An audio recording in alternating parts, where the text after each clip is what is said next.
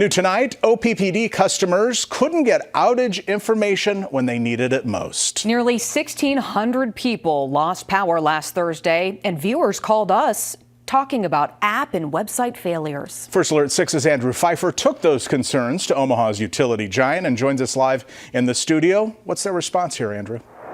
Well, Brian and Aaron, if you open the OPPD app right now, this is something that would look like what you would see. It's a new app coming soon.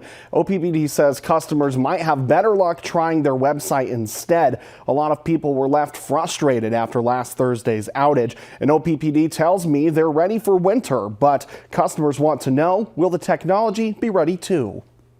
People rely on it, that it could be a matter of life and death, and we take that very seriously. Oh, this is terrible.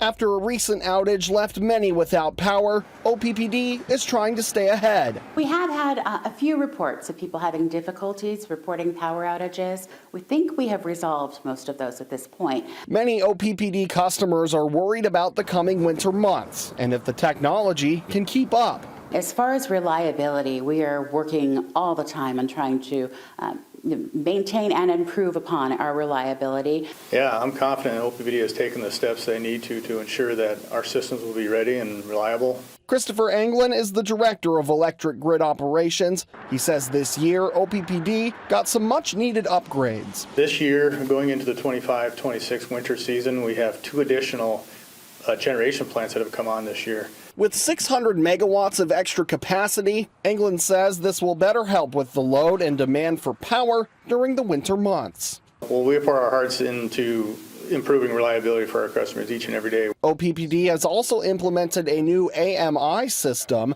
Advanced metering infrastructure allows the grid system to report an outage before the resident even knows. That will greatly increase our speed of not only knowing about outages, but also being able to respond to them. They're saying this will improve communication with customers. We know the responsibility that we have to bring power back to our customers, and we absolutely work as hard as we can to do that.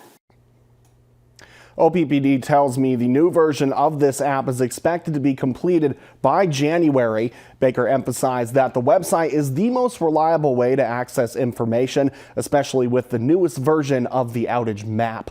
As winter approaches, customers will be watching to see if OPPD's promises hold up when the power goes out. Reporting live in the studio, Andrew Pfeiffer, First Alert 6.